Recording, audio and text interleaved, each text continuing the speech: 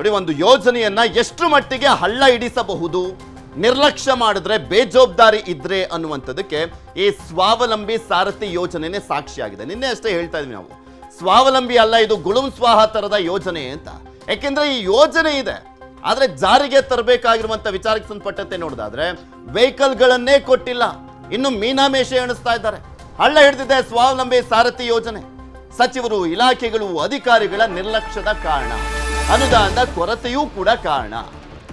ಬಡವರ ಸ್ವಾವಲಂಬಿ ಬದುಕಿನ ಕನಸಿಗೆ ಕೊಳ್ಳಿ ಇಟ್ಟಿದ್ದಾರೆ. ಯೋಜನೆಯನ್ನು ಶುರುವಾಯಿತು 23ರಿಂದ, ಆದರೆ ಆ ಯೋಜನೆಯನ್ನ ಎಷ್ಟರ ಮಟ್ಟಿಗೆ ಪರಿಣಾಮಕಾರಿಯಾಗಿ ಜಾರಿಗೆ ತಂದಿದ್ದಾರೆ ಅಂತ ನೋಡಿದ್ರೆ ಪರಿಣಾಮನೇ ಇಲ್ಲ. ಅಲ್ಲಿ ಏನೂ ಹಾಗೇ ಇಲ್ಲ. SC STಗಳಿಗೆ 4 ಲಕ್ಷ, ಅಲ್ಪಸಂಖ್ಯಾತ OBC ಸಮುದಾಯಕ್ಕೆ ನೆರವನ್ನ ನೀಡುವಂತ ಯೋಜನೆ. ಅಲ್ಪಸಂಖ್ಯಾತ OBC ಸಮುದಾಯಕ್ಕೆ 3 ಲಕ್ಷ, ದಲಿತ ಸಮುದಾಯಕ್ಕೆ 4 ಲಕ್ಷ ಸಬ್ಸಿಡಿಯನ್ನ ಕೊಡುವಂಥದ್ದು. ಇದು ಕಾರು, ಗೂಡ್ಸ್ ವಾಹನಗಳ ಸಾಲದ ಮೇಲೆ ಸಬ್ಸಿಡಿಯನ್ನ ಕೊಡಲಾಗುತ್ತೆ.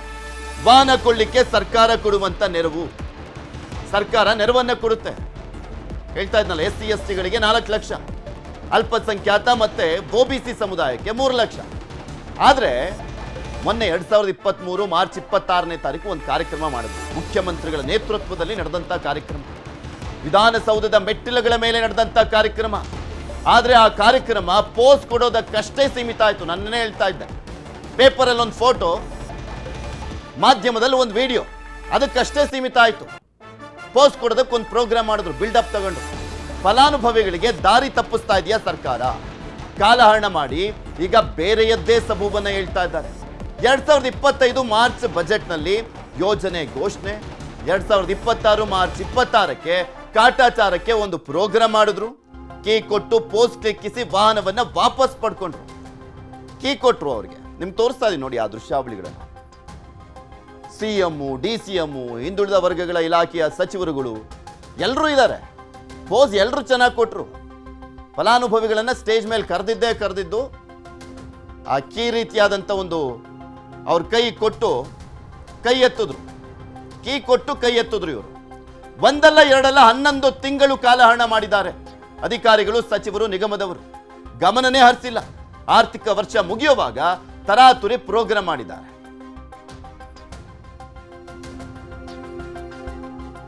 ಸಾರಥಿಗಳು ಸಂಕಷ್ಟವನ್ನು ಅನುಭವಿಸ್ತಾ ಇದ್ದಾರೆ. 100 ಜನ, 1000 ಜನ ಅಪ್ಲಿಕೇಶನ್ ಹಾಕೊಂಡು ಕಾಯ್ತಾ ಇದ್ದಾರೆ.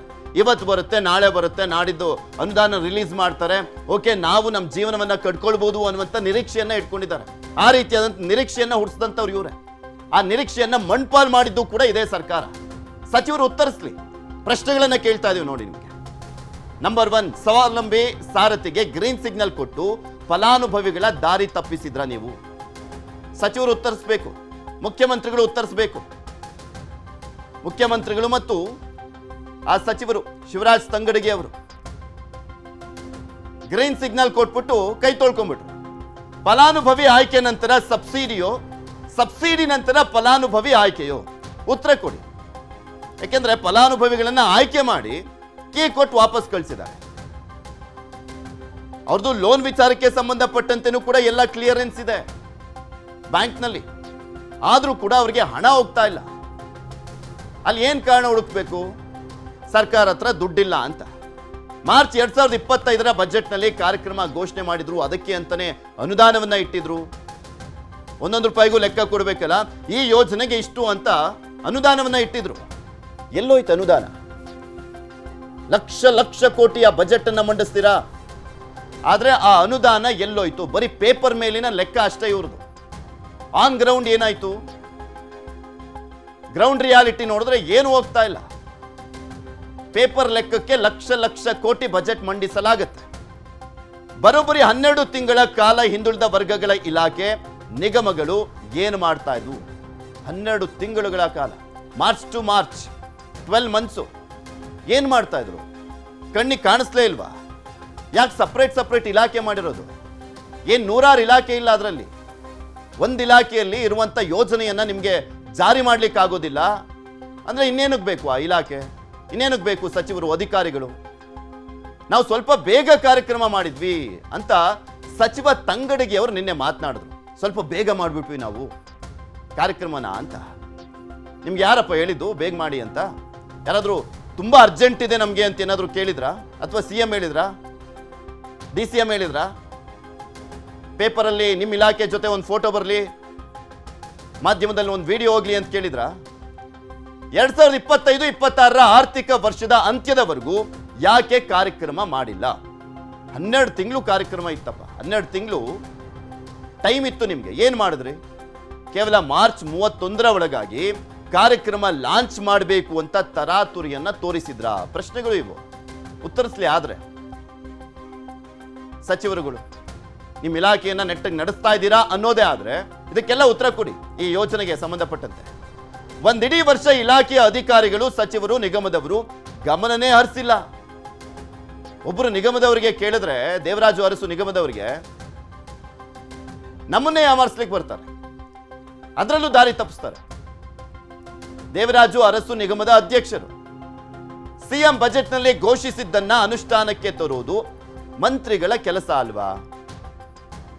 ಯಾಕೆ ಬೇಜವಾಬ್ದಾರಿ ತೋರಿಸ್ತಾ ಇದ್ದೀರಾ?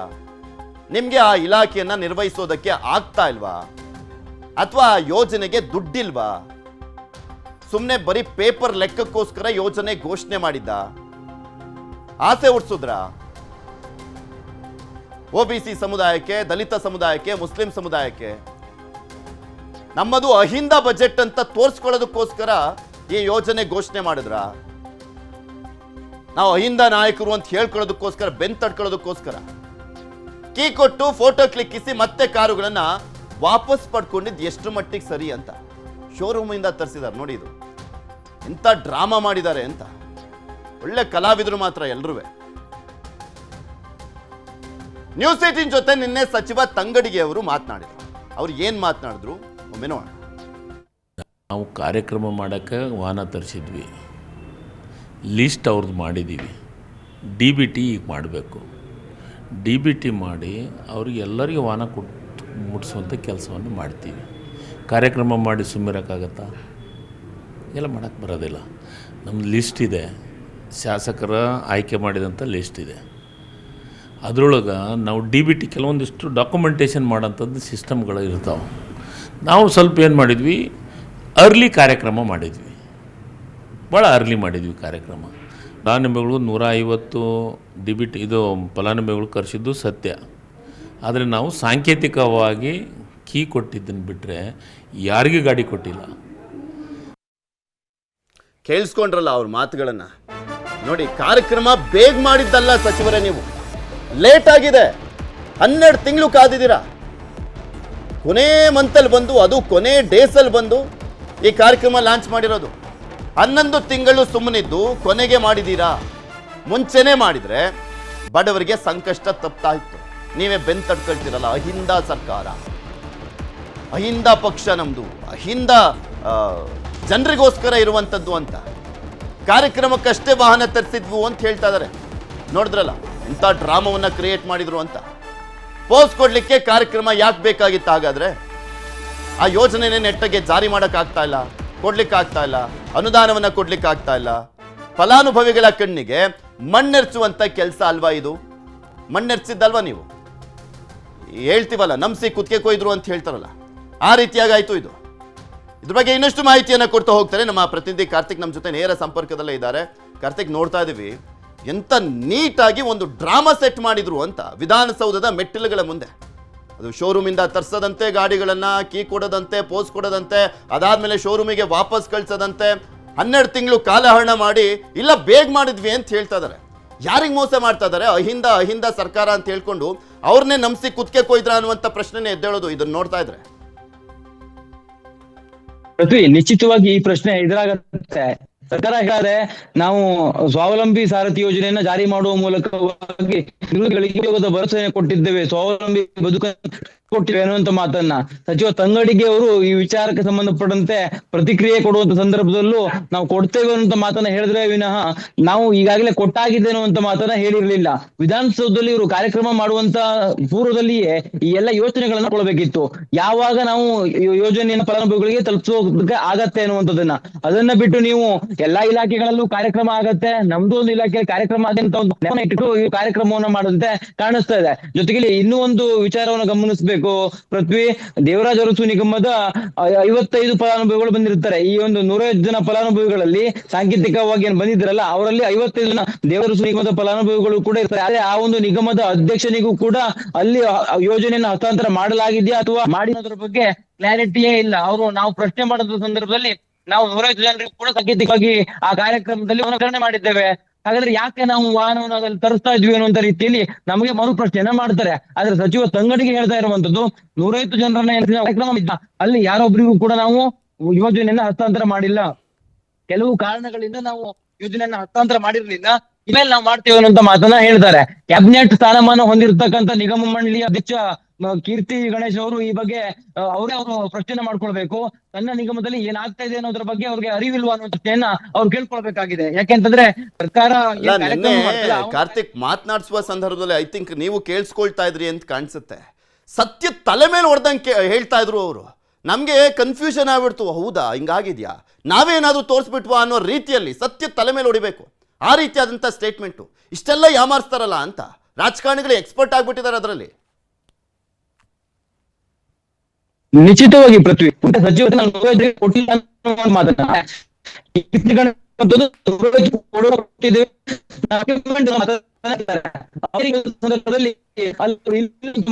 ಕಾರ್ತಿಕ್ ಡಿಸ್ಟರ್ಬೆನ್ಸ್ ಇದೆ, ಮತ್ತೊಮ್ಮೆ ಸಂಪರ್ಕ ಮಾಡುವಂತ ಪ್ರಯತ್ನ ಮಾಡ್ತೀವಿ. ನಿಮ್ಗೆ ಹೇಳ್ತಾ ಇದ್ನಲ್ಲ ನೋಡಿ, ಸರ್ಕಾರ ಆಗಿ ಎಷ್ಟು ಜವಾಬ್ದಾರಿ ಇರಬೇಕು, ಜನರಿಗೆ ಕೊಟ್ಟಿರುವಂಥ ಭರವಸೆಯನ್ನು ಈಡೇರಿಸುವಂಥ ನಿಟ್ಟಿನಲ್ಲಿ ಎಷ್ಟೆಲ್ಲ ರೆಸ್ಪಾನ್ಸಿಬಿಲಿಟಿ ಅನ್ನುವಂಥದ್ದು ಇರುತ್ತೆ.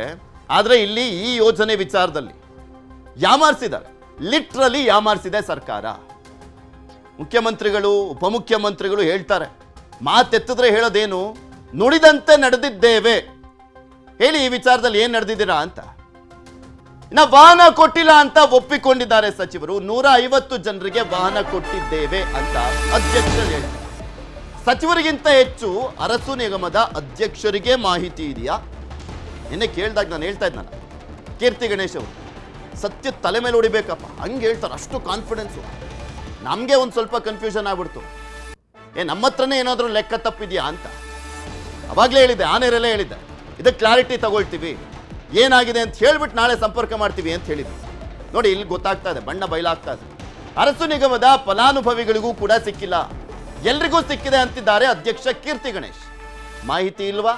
ಸುಳ್ಳು ಹೇಳ್ತಿದ್ದೀರಾ ಅಧ್ಯಕ್ಷರೇ? ಮಾತಾಡಿ ಇದಕ್ಕೆ. ಅವರನ್ನ ಪ್ರಯತ್ನ ಮಾಡ್ತಾ ಇದ್ದೀವಿ, ಈಗಲೂ ಕೂಡ ಕರೆಯನ್ನು ಮಾಡ್ತಾ ಇದ್ದೀವಿ. ಇನ್ನು ಇದೇ ವಿಚಾರಕ್ಕೆ ಸಂಬಂಧಪಟ್ಟಂತೆ ಅಕಸ್ಮಾತ್ ಲೈವಲ್ಲಿ ಹೋಗ್ಬೇಕಾದ್ರೆ ಸಿಗದೆ ಹೋದ್ರೆ ಅನ್ನೋ ಕಾರಣಕ್ಕೆ ನಮ್ಮ ಪ್ರತಿನಿಧಿ ಮಾತನಾಡ್ತಿದ್ರು ಅವರು, ಕೀರ್ತಿ ಗಣೇಶ್ ಅವರು, ಅರಸು ನಿಗಮದ ಅಧ್ಯಕ್ಷ. ಸಂದರ್ಭದಲ್ಲಿ ಏನು ಹೇಳಿದಾರೆ ನೋಡೋಣ.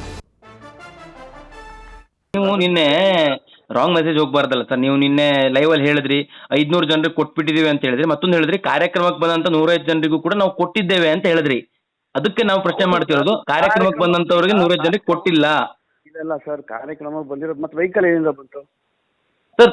ಸಚಿವರೇ ಒಪ್ಕೊಂಡಿದ್ದಾರೆ, 105 ಜನರನ್ನು ಕರೆಸಿರೋದು ನಿಜ, ನಾವು ವಾಹನ ತರಿಸಿರೋದು ನಿಜ, ಆದ್ರೆ ಆ ಎಲ್ಲ ವಾಹನವನ್ನ ಮತ್ತೆ ರಿಟರ್ನ್ ಕಳಿಸಿದ್ದೇವೆ, ಅದ್ಯಾವುದು ಕೂಡ ನಮ್ಮ ಯೋಜನೆಗೆ ಫಲಾನುಭವಿಗಳು ಕೊಡುವಂತ ವಾಹನ ಅಲ್ಲ ಅಂತ ಸಚಿವ ತಂಗಡಿಗೆ ಅವರು ಹೇಳಿದ್ದಾರೆ.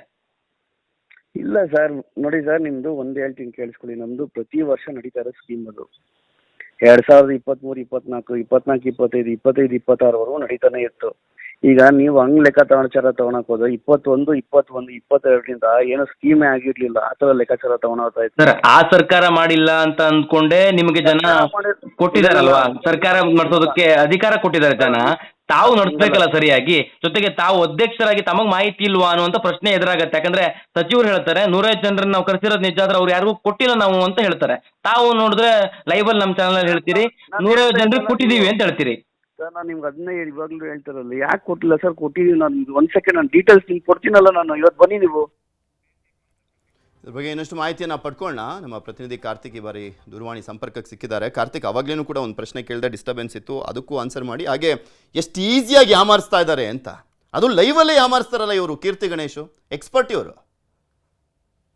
ನಿಶ್ಚಿತವಾಗಿ ಪೃಥ್ವಿ, ಕೀರ್ತಿ ಗಣೇಶ್ ಅವರನ್ನ ಪ್ರಶ್ನೆ ಮಾಡಿದಂತ ಸಂದರ್ಭದಲ್ಲಿ ಅವರು ಎಷ್ಟು ಸಲೀಸಾಗಿ ಹೇಳ್ತಾರೆ ಅಂತಂದ್ರೆ, ನಾವು 105 ಜನರಿಗೂ ಕೂಡ ಅಲ್ಲಿ ಯೋಜನೆಯನ್ನು ಹಸ್ತಾಂತರ ಮಾಡಿದ್ದೇವೆ ಅನ್ನೋದನ್ನ ಅವರು ಪ್ರತಿ ಬಾರಿಯೂ ಕೂಡ ಹೇಳ್ತಾರೆ. ಜೊತೆಗೆ ಅದಕ್ಕೆ ಸಂಬಂಧಪಟ್ಟಂತ ದಾಖಲೆಗಳನ್ನು ಕೂಡ ನಾವು ಕೊಡ್ತೇವೆ ಅನ್ನುವಂತ ಮಾತನ್ನ ಹೇಳ್ತಾರೆ. ಆದ್ರೆ ಅವರ ಕಚೇರಿಗೆ ಹೋದಂತ ಸಂದರ್ಭದಲ್ಲಿ ಅವರು ಯಾವುದೇ ರೀತಿಯ ದಾಖಲೆಗಳನ್ನ ಕೊಡೋದಕ್ಕೆ ಅಲ್ಲಿ ಲಭ್ಯವೇ ಇರೋದಿಲ್ಲ. ಅವರ ಕಚೇರಿಯ ಸಿಬ್ಬಂದಿಗಳು ಕೀರ್ತಿ ಗಣೇಶ್ ಅವರು ಇಲ್ಲ ಇಲ್ಲಿ ಅನ್ನುವಂತ ರೀತಿಯಲ್ಲಿ ನಮಗೆ ಹೇಳಿ ಕಳಿಸಿರ್ತಕ್ಕಂಥದ್ದು. ಜೊತೆಗೆ ಪ್ರಮುಖವಾಗಿ ಈಗ ವಾಟ್ಸಪ್ ಕಾಲ ಇರ್ತಕ್ಕಂಥ ಸಂದರ್ಭದಲ್ಲಿ ಅವರು ನಮಗೆ ಏನಾದ್ರೂ ಅವ್ರು ಕೊಟ್ಟಿರ್ತಕ್ಕಂಥ ಸಂಬಂಧಪಟ್ಟಂಗೆ ದಾಖಲೆಗಳಿದ್ರೆ ಈಗಾಗಲೇ ನಮ್ಮ ಕಚೇರಿಗಾದ್ರೂ ಕೂಡ ಅವರು ಕಳಿಸಬಹುದಿತ್ತು, ಅಥವಾ ನಮಗಾದ್ರೂ ಅವರು ನಮ್ಮ ಜೊತೆ ಈಗ ಕಾರ್ತಿಕ್ ಮಾತನಾಡ್ತೀನಿ. ದೇವರಾಜು ಅರಸು ನಿಗಮದ ಅಧ್ಯಕ್ಷರಾಗಿರುವಂತ ಕೀರ್ತಿ ಗಣೇಶ್ ಅವರೇ ದೂರವಾಣಿ ಸಂಪರ್ಕದಲ್ಲಿದ್ದಾರೆ. ನಮಸ್ಕಾರ ಸರ್.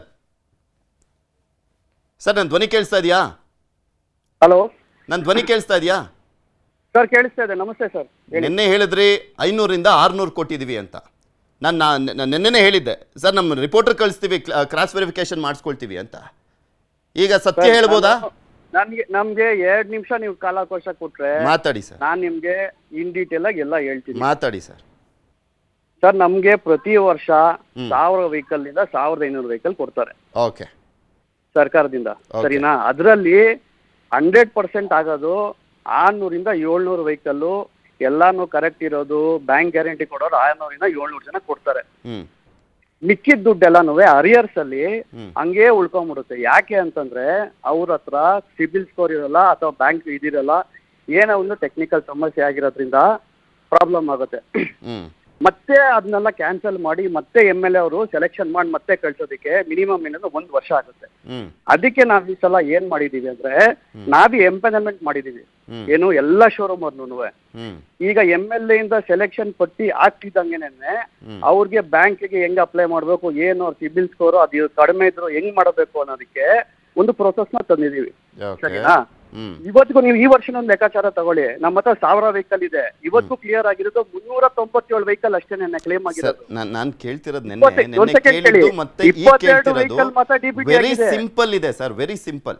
ನೀವು 2025ರಿಂದ 26ನೇ ಸಾಲಲ್ಲಿ 500ರಿಂದ 600 ಕೊಟ್ಟಿದೀವಿ ಅಂತ ಹೇಳಿದ್ರ ಇಲ್ವಾ? ಹೌದು, 24, 25 500ರಿಂದ 600 ಕೊಟ್ಟಿದೀವಲ್ಲ. 24, 25ರಲ್ಲಿ 25, 26ರಲ್ಲಿ 25, 26ರಲ್ಲಿ 22 DBT ಆಗಿದೆ. 397 ಮಾತ್ರ ಲಾಗಿನ್ ಅಲ್ಲಿ ಇರೋದು. ನಮ್ಮ ಹತ್ರ 1000 ವೆಹಿಕಲ್ ಇದೆ. ನೀವು ಅರ್ಥ ಮಾಡ್ಕೊಂತ ಇಲ್ಲ. ನಾನ್ ಬೇಕಿದ್ರೆ ನೆನ್ನೆ ನೀವು ಮಾತನಾಡಿದ್ ಪ್ಲೇ ಮಾಡ್ಲಾ, ಏನ್ ಮಾತಾಡಿದೀರಾ ಅಂತ? ಸರ್, ನೀವು ಪ್ಲೇ ಮಾಡಿ, ನಾನು ಅದನ್ನು ಹೇಳಿದೀನಿ. ನಾವು ಎಂಪನಲ್ಮೆಂಟ್ ಮಾಡಿದೀವಿ ಅಂತ ಹೇಳಿದೀನಲ್ಲ ನಿಮ್ಮದ್ರಲ್ಲಿ.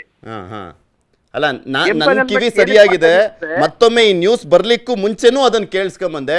2025, 26ರಲ್ಲಿ ಎಷ್ಟು ಕೊಟ್ಟಿದ್ದೀರಾ ಹೇಳಿ ಸರ್ ಅಂದಿದ್ದಕ್ಕೆ 500ರಿಂದ 600 ಕೊಟ್ಟಿದೀವಿ ಅಂತ ಹೇಳಿ. ಫೋನ್ ಅಲ್ಲಿ ನೀವ್ ಏನ್ ಕ್ವಶನ್ ಕೇಳಿದ್ರು ನನಗೂ ಗೊತ್ತಾಗಿಲ್ಲ. 24, 25ರಲ್ಲಿ 500ರಿಂದ 600 ಅಷ್ಟೇ ಆಗಿರೋದು. ಮಿಕ್ಕಿರೋದೆಲ್ಲ ಉಲ್ಟಾ ಆಗಿದೆ. ಸೊ ಅದು ಸಮಸ್ಯೆ ಆಗಿರೋದೆ. ಈಗ ಏನಾಗುತ್ತೆ ಗೊತ್ತಾ ಸರ್, ಈ ಬೆಂಗಳೂರು ಸಿಟಿ ಎಲ್ಲ ಬಿಟ್ಬಿಡಿ, ನೀವು ರೂರಲ್ ಕಡೆ ಎಲ್ಲ ಏನಾಗುತ್ತೆ, ಯಾವ್ದು ಬ್ಯಾಂಕ್ ಟ್ರಾನ್ಸಾಕ್ಷನ್ ಇರೋದಿಲ್ಲ.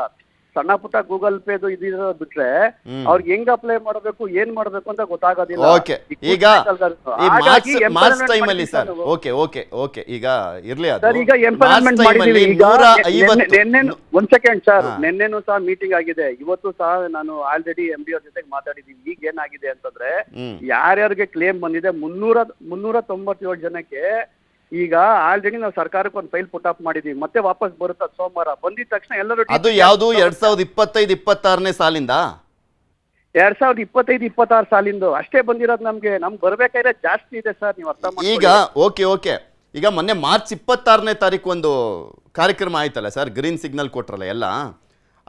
ಆ ಟೈಮ್ನಲ್ಲಿ 150 ಗಾಡಿಗಳು ಕೊಟ್ರಲ್ಲ, ಅದು ಯಾವ ಸಾಲಿಂದು ಸರ್? ಅದರಲ್ಲಿ 2 ಸಾಲಿಂದ ಇದೆ, 24, 25 ಸಾಲಿಂದ ಇದೆ, 25, 26 ಸಾಲಿಂದ ಇದೆ. ಆಮೇಲೆ ಎಂಪ್ಯಾನಲ್ಮೆಂಟ್ ಯಾರ್ಯಾರು ಆಗಿದಾರಲ್ಲ ಆ ಗಾಡಿಗಳು ಸಹ ಇದೆ. ಈಗ 150 ಗಾಡಿ ಕೊಟ್ಟಿದ್ದೀರಾ ಇಲ್ವಾ ಸರ್? 150 ಗಾಡಿನಲ್ಲಿ ಕೆಲವೊಂದು ಪ್ರಮಾಣ ಗಾಡಿನೂ ಕೊಟ್ಟಿದೀವಿ, ಎಲ್ಲ ಮಿಕ್ಸ್ ಇದೆ ಅದರಲ್ಲಿ. ಅಲ್ಲ ಸರ್, ಎಂಪ್ಯಾನಲ್ಮೆಂಟ್ ಗಾಡಿಗಳು ಇದೆ. ಸಚಿವರು ಹೇಳ್ತಾ ಇದಾರೆ ಇನ್ನೂ ಕೊಡ್ಬೇಕು, ಪ್ರೋಸೆಸ್ ಆಗ್ಬೇಕು ಅಂತ ಹೇಳ್ತಾ ಇದಾರೆ ಸಚಿವರು. ಸಚಿವರಿಗಿನ್ನ ಚೆನ್ನಾಗಿ ಗೊತ್ತಿದ್ಯಾ ಅನ್ನುವಂಥದ್ದು ಪ್ರಶ್ನೆ ಬರುತ್ತೆ. ಅದಕ್ಕೂ ಒಂದು ಕ್ಲಾರಿಟಿ ಕೊಟ್ಬಿಡಿ ಅತ್ಲಾಗೆ. ಇಲ್ಲ ಸರ್, ಈಗ ಪ್ರೋಸೆಸ್ ಅಂದ್ರೆ ಸರ್ ಇಲ್ಲಿ ಏನಾಗುತ್ತೆ ಕೇಳಿ ಸರ್. ಈಗ 2 ತರ ಪ್ರೋಸೆಸ್ ಆಗುತ್ತೆ ಇಲ್ಲಿ. ಒಂದು, ನಾವು ಪ್ರೋಸೆಸ್ ಮಾಡಿ ಅವ್ರದ್ದು ಕ್ಲಾರಿಫಿಕೇಶನ್ ಕೊಡ್ತೀವಿ. ಆಯ್ತಪ್ಪ ನಿಮ್ಗೆ ವೆಹಿಕಲ್ ಕೊಡಬಹುದು ಅಂತ ಒಂದು ಡಿಕ್ಲರೇಷನ್ ಕೊಡ್ತೀವಿ. ನಮ್ ಡಿಕ್ಲರೇಷನ್ ಒಂದೇ ಸಾಲ ಬ್ಯಾಂಕ್ ಅವರು ಸಹ ಕೊಡ್ಬೇಕಾಗುತ್ತೆ. ನೀವು ಎಲಿಜಿಬಲ್ ಇದಾರೆ ಲೋನ್ ತಗೊಳೋದಕ್ಕೆ ಅಂತ. ಒಬ್ಬೊಬ್ಬರಲ್ಲಿ ಏನಾಗುತ್ತೆ, ಸರಿ ಇಲ್ಲಿ ಕನ್ಫ್ಯೂಷನ್ ಬೇಡ. ಕನ್ಫ್ಯೂಷನ್ ಬೇಡ ಕೀರ್ತಿ ಗಣೇಶ್ ಅವರೇ, ಕನ್ಫ್ಯೂಷನ್ ಆಗ್ತಾರೆ. ಸಚಿವರು ಹೇಳ್ತಾ ಇದ್ದಾರೆ ಏನು ಗೊತ್ತಾ, 150 ಜನ ಅವತ್ತು ಕರ್ಸಿದ್ವಲ್ಲ ಅವೆಲ್ಲ ಗಾಡಿಗಳು ವಾಪಸ್ ಹೋಗಿದಾವೆ, ಇನ್ನೂ ಆ ಡಾಕ್ಯುಮೆಂಟೇಶನ್ಸ್ ರೆಡಿ ಮಾಡಬೇಕು, DBT ಮುಖಾಂತರ ಅವರಿಗೆ ಹಣ ಹಾಕಬೇಕು, ಆ ಪ್ರೋಸೆಸ್ ಲೇಟ್ ಆಗಿದೆ ಅಂತಾನೆ ಹೇಳ್ತಾ ಇದ್ದಾರೆ. ಕಾರ್ಯಕ್ರಮ ಮಾತ್ರ ಮಾಡಿದ್ದು ಅರ್ಜೆಂಟ್ ಆಯ್ತು ಅಂತ ನೀವ್ ಹೇಳ್ತಾ ಇದ್ದೀರಾ, ಕೊಟ್ಟಿದೀವಿ ಅಂತ. ಯಾವ್ದು ನಂಬೇಕು ಹೇಳಿ ಹೋಗ್ಲಿ. ಸರ್ ನಾವು ಫಲಾನುಭವಿಗಳನ್ನ ಮಾತನಾಡ್ಸಿದ್ವಿ, 150 ಜನದಲ್ಲಿ ತುಂಬಾ ಜನ ಮಾತನಾಡಿದ್ರು ನಮ್ ಜೊತೆ, ಏನೂ ಆಗಿಲ್ಲ ಸರ್, ಪ್ರೋಸೆಸ್ ಆಗಿಲ್ಲ, ಏನೋ ಕಾಯ್ಕೊಂಡು ಕೂತಿದೀವಿ ಅಂತ. ನಾನು ನಿಮ್ಗೆ ಆಲ್ರೆಡಿ ಕ್ಲಾರಿಫಿಕೇಶನ್ ಕೊಟ್ಟೆ. ಅದರಲ್ಲಿ 25-26 ಸಾಲಿಂದು ಇದೆ, 24-26 ಸಾಲಿಂದು ಇದೆ, 24-26 ಸಾಲಿಂದ ಇದೆ, ಅವ್ರಿಗೆ ಸಿಕ್ಕಿದೆ. ನಿಮ್ಗೆ ಡೀಟೇಲ್ಸ್ ಕೊಡ್ತೀನಿ, ಅರ್ಥ ಆಯ್ತಾ? 25-26 ಸಾಲಿನಲ್ಲಿ 55 ಜನಕ್ಕೆ ಬಂದಿದೆ, ಮಿಕ್ಕಿದವ್ರಿಗೆ ಪ್ರಮಾಣ ಪತ್ರ ಕೊಟ್ಟಿದ್ದಾರೆ, ಅದು DBT ಆಗ್ಬೇಕಾಗಿದೆ. ಅಂದ್ರೆ 24-25 ಅವ್ರಿಗೂ ಮೊನ್ನೆ ನಡೆದ ಕಾರ್ಯಕ್ರಮದಲ್ಲಿ ಕೊಟ್ಟಿದ್ದೀರಾ? ಹಾ, ಓಕೆ. ಅಂದ್ರೆ ಆ ಇಯರ್ ಅಲ್ಲಿ ಅದು ಕ್ಲಿಯರ್ ಆಗಿರ್ಲಿಲ್ಲ, ಈ ಇಯರ್ ಅಲ್ಲಿ ಕ್ಲಿಯರ್ ಆಯ್ತಾ? ಈ ಇಯರ್ ಬಜೆಟ್ ಅಲ್ಲಿ ಯಾಕಂದ್ರೆ ಇದು ಡಿಲೇ ಆಗ್ತಾ ಇದೆ, ನಿಮ್ಗೆ ಅರ್ಥ ಮಾಡ್ಕೊಳ್ಳಿ ಸರ್. ನಾವು ಈಗ ನಮ್ದು ಏನಂತಂದ್ರೆ ಆಗಿದ ತಕ್ಷಣ, ಈಗ ಕ್ಲೇಮ್ ಆಗಿದ ತಕ್ಷಣ ಇಮಿಡಿಯೇಟ್ ಆಗ್ಬೇಕು. ಓಕೆ, ಅದಕ್ಕೆ ನಾವು ಈ ಎಂಪೆನಲ್ಮೆಂಟ್ ಸಿಸ್ಟಮ್ ತಂದಿರೋದು. ಅದಕ್ಕೆ ಓಕೆ ಓಕೆ. ಈ ವಿಚಾರದಲ್ಲಿ ನೋಡಿ ಸರ್ ಕೀರ್ತಿ ಗಣೇಶ್ ಅವರೇ, ಈ ವಿಚಾರದಲ್ಲಿ ನಾವು ಟ್ರಸ್ಟ್ ಮಾಡೋದು ಯಾರ ಸ್ಟೇಟ್ಮೆಂಟ್ನ ಅಂದ್ರೆ ಆ ನಿಗಮ ಯಾರ ಅಂಡರಲ್ಲಿ ಬರುತ್ತೆ ಅವ್ರದನ್ನ. ಈಗ ನಿಗಮದ ಅಧ್ಯಕ್ಷರಾಗಿರ್ಬೋದು ನೀವು, ಆದರೆ ಹಿಂದುಳಿದ ವರ್ಗಗಳ ಇಲಾಖೆ ಅಂಡರ್ ಬರುತ್ತೆ ಅದು. ಶಿವರಾಜ್ ತಂಗಡಗಿ ಅವರೇ ಸ್ಟೇಟ್ಮೆಂಟ್ ಕೊಡ್ತಾ ಇದ್ದಾರೆ, ಅವರನ್ನೇ ನಂಬ್ತೀವಿ ನಾವು. ನೀವು ಒಂದ್ಸಲಿ ಕ್ಲಾರಿಫಿಕೇಶನ್ ತಗೊಂಬಿಡಿ ಏನಾಗಿದೆ ಅಂತ. ಅವ್ರು ಹೇಳ್ತಾ ಇರೋದು ತಪ್ಪ ಅಥವಾ ನೀವ್ ಹೇಳ್ತಾ ಇರುವಂಥದ್ದು ತಪ್ಪ, ಯಾರ್ದು ಸರಿ ಅನ್ನುವಂಥದ್ದು ಒಮ್ಮೆ ಕ್ಲಾರಿಫಿಕೇಶನ್ ತಗೊಂಬಿಡಿ, ಅದು ಕೂಡ ಸರಿ ಆಗ್ಬಿಡುತ್ತೆ. ಧನ್ಯವಾದ ನ್ಯೂಸ್ 18 ಜೊತೆ ಮಾತನಾಡಿದ್ದಕ್ಕೆ. ಕೋಲಾರದ ಹಕ್ಕಿಪಿಕ್ಕಿ ಕಾಲೋನಿಯಲ್ಲಿ ಶುದ್ಧ ನೀರು ಟ್ಯಾಂಕ್ ಮೂಲಕ ಗ್ರಾಮಕ್ಕೆ ಶುದ್ಧ ನೀರನ್ನ ಸರಬರಾಜು ಮಾಡಲಾಗ್ತದೆ. ನ್ಯೂಸ್ 18 ರಿಯಾಲಿಟಿ ಚೆಕ್ ನಲ್ಲಿ ಶುದ್ಧ ನೀರು ಸಪ್ಲೈ ಆಗ್ತಾ ಇರುವಂಥದ್ದು ದೃಢ ಆಗಿದೆ.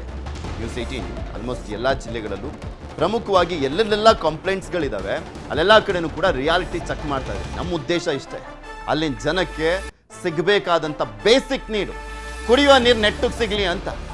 ಈ ಬಗ್ಗೆ ನ್ಯೂಸ್ 18 ರಿಯಾಲಿಟಿ ಚೆಕ್ ಅನ್ನು ಮಾಡಿದೆ, ಅದರ ಗ್ರೌಂಡ್ ರಿಪೋರ್ಟ್ ನಿಮ್ಮದು.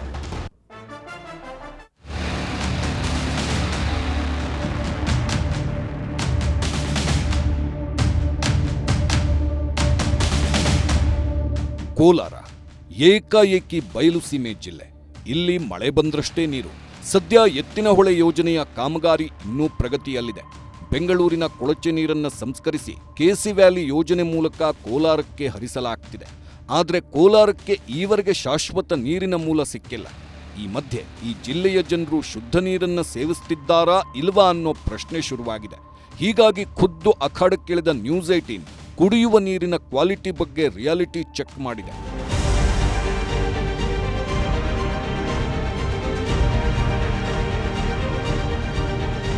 ಕೋಲಾರ ಜಿಲ್ಲೆಯ ಶ್ರೀನಿವಾಸಪುರ ತಾಲೂಕಿನ ರಾಯಲ್ಪಾಡು ಒಂದು ಹೋಬಳಿಗೆ ಸೇರುವಂತಹ ಹಕ್ಕಿಪಿಕ್ಕಿ ಕಾಲೋನಿಯಲ್ಲಿ ಕಳೆದ 16 ವರ್ಷಗಳಿಂದ ಜನರು ಇಲ್ಲಿ ಒಂದು ಬೋರ್ವೆಲ್ ನೀರನ್ನೇ ಕುಡಿತಾ ಇದ್ದಾರೆ.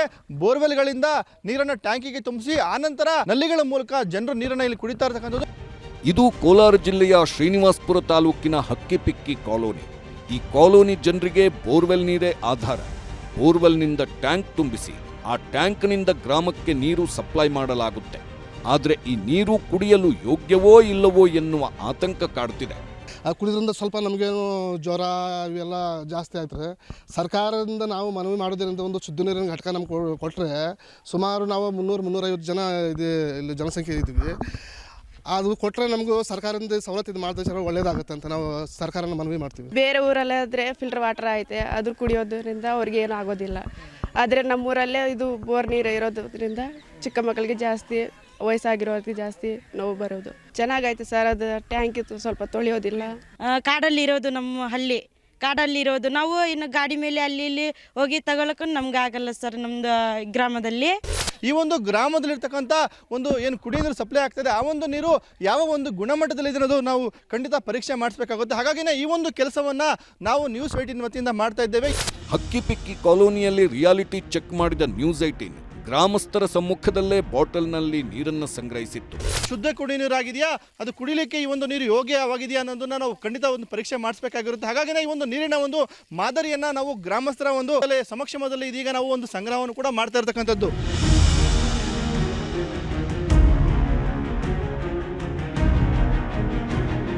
ಇದೀಗ ನಾವು ನಾವು 2 ಬಾಟಲ್ಗಳಲ್ಲಿ ಈ ಒಂದು ನೀರಿನ ಒಂದು ಮಾದರಿನ ಸಂಗ್ರಹ ಮಾಡಿರ್ತಕ್ಕಂಥದ್ದು. ಈ ಒಂದು ನೀರಿನ ಮಾದರಿಯನ್ನು ಏನು ಕೋಲಾರದ ಸರ್ಕಾರಿ ಒಂದು ಲ್ಯಾಬ್ನಲ್ಲಿ ಪರೀಕ್ಷೆಗೆ ಕೊಡುವಂಥ ಕೆಲಸವನ್ನು ಮಾಡ್ತೀವಿ. ಜೊತೆಗೆ ಈ ಒಂದು ಗ್ರಾಮಸ್ಥರು ಕುಡಿತಾ ಇರತಕ್ಕಂಥ ನೀರು ಏನು ಕುಡಿಯುವ ನೀರಿಗೆ ಸಂಬಂಧಪಟ್ಟಂತೆ ಏನು ಅರ್ಹತೆಗಳನ್ನು ಹೊಂದಿದೆಯಾ ಇಲ್ಲ ಅನ್ನೋದು ಈ ಒಂದು ಲ್ಯಾಬ್ ಬಂದಾದ ಮೇಲೆ ಗೊತ್ತಾಗುತ್ತೆ. ಹಕ್ಕಿಪಿಕ್ಕಿ ಕಾಲೋನಿಯಲ್ಲಿ ಸಂಗ್ರಹಿಸಿದ ನೀರನ್ನ ಖುದ್ದು ನ್ಯೂಸ್ 18 ಪರೀಕ್ಷೆಗೆ ಒಳಪಡಿಸಿತು. ಕೋಲಾರದ ಗ್ರಾಮೀಣ ಕುಡಿಯುವ ನೀರು ಹಾಗೂ ನೈರ್ಮಲ್ಯ ವಿಭಾಗದ ಮೈಕ್ರೋಬಯಾಲಜಿ ಲ್ಯಾಬ್ನಲ್ಲಿ ನೀರಿನ ಪರೀಕ್ಷೆ ಮಾಡಲಾಯಿತು. ಹಕ್ಕಿಪಿಕ್ಕಿ ಕಾಲೋನಿಯಲ್ಲಿ ಶುದ್ಧ ನೀರು. ನ್ಯೂಸ್ 18 ರಿಯಾಲಿಟಿ ಚೆಕ್ನಲ್ಲಿ ಬಯಲು. ನ್ಯೂಸ್ 18 ಮಾಡಿದ ರಿಯಾಲಿಟಿ ಚೆಕ್ನಲ್ಲಿ ಕೋಲಾರದ ಹಕ್ಕಿಪಿಕ್ಕಿ ಕಾಲೋನಿ ಜನರು ನಿಟ್ಟುಸಿರು ಬಿಡುವಂತಾಗಿದೆ. ಹಕ್ಕಿಪಿಕ್ಕಿ ಕಾಲೋನಿಯ ಜನರು ಸೇವಿಸುತ್ತಿರೋದು ಪರಿಶುದ್ಧ ನೀರು ಎಂದು ಲ್ಯಾಬ್ ರಿಪೋರ್ಟ್ನಲ್ಲಿ ಬಂದಿದೆ.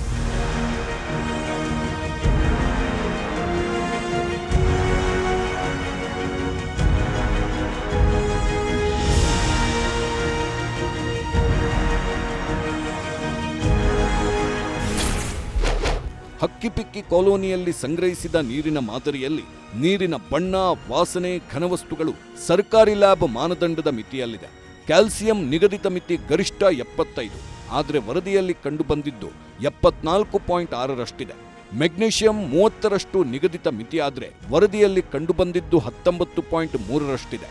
ಕ್ಲೋರೈಡ್ 250ರಷ್ಟು ನಿಗದಿತ ಮಿತಿಯಾದರೆ ವರದಿಯಲ್ಲಿ 55.5ರಷ್ಟು ಕಂಡುಬಂದಿದೆ. ಇನ್ನು ಸಲ್ಫೈಡ್, ಫ್ಲೋರೈಡ್, ನೈಟ್ರೇಟ್ ಪ್ರಮಾಣವೂ ಮಿತಿಯಲ್ಲಿದೆ ಎಂದು ವರದಿಯಲ್ಲಿದೆ. ಕೋಲಾರದ ಹಕ್ಕಿಪಿಕ್ಕಿ ಕಾಲೋನಿಯ ನೀರು ಕುಡಿಯಲು ಯೋಗ್ಯವಾಗಿದೆ. ಈ ಬಗ್ಗೆ ತಜ್ಞರು ಏನು ಹೇಳ್ತಾರೆ ನೋಡಿ. ಹಕ್ಕಿಪಿಕ್ಕಿ ಕಾಲೋನಿಯಲ್ಲಿ ಕುಡಿಯೋ ನೀರಿನ ಕ್ವಾಲಿಟಿನ ಅಸೆಸ್ ಮಾಡಿರೋ ರಿಪೋರ್ಟ್ ನೋಡಿದಾಗ ಅದರಲ್ಲಿ ಫ್ಲೋರೈಡ್ ಅಂಶ ಜಾಸ್ತಿ ಇರೋದು ಕಂಡು ಬಂದಿದೆ. ಫ್ಲೋರೈಡ್ ಅಂಶ ಜಾಸ್ತಿ ಕುಡಿಯೋ ನೀರಲ್ಲಿದ್ದಾಗ ದಂತ ಹಲ್ಲಿನ ಮೇಲೆ ಮತ್ತು ಮೂಳೆಗಳ ಮೇಲೆ ಬಹಳ ಎಫೆಕ್ಟ್ ಆಗುತ್ತೆ. ಸೊ ಹಾಗಾಗಿ ಇದು ಆಗದೇ ಇರೋಂಗೆ ನಾವು ನೋಡ್ಕೊಳ್ಬೇಕಾಗಿದೆ. ಫ್ಲೋರೈಡ್ ಇಲ್ಲದೇ ಇರೋ ನೀರು ಜನಕ್ಕೆ ಸಿಗೋ ಹಾಗೆ ಮಾಡಬೇಕಾಗಿದೆ. ಕೋಲಾರದ ಹಕ್ಕಿಪಿಕ್ಕಿ ಕಾಲೋನಿ ಜನರು ತಾವು ಕುಡಿಯುತ್ತಿರೋದು ಅಶುದ್ಧ ನೀರು ಅಂದುಕೊಂಡಿದ್ರು. ಆದರೆ ನ್ಯೂಸ್ 18 ನಡೆಸಿದ ರಿಯಾಲಿಟಿ ಚೆಕ್ನಲ್ಲಿ ಇವರು ಸೇವಿಸುತ್ತಿರೋದು ಶುದ್ಧ ನೀರು ಅನ್ನೋದು ದೃಢವಾಗಿದೆ. ಈ ಮೂಲಕ ಜನರಲ್ಲಿದ್ದ ಭಯ ದೂರ ಆಗುವಂತೆ ಮಾಡಿದೆ ನ್ಯೂಸ್ 18. ರಘುರಾಜ್, ನ್ಯೂಸ್ 18, ಕೋಲಾರ.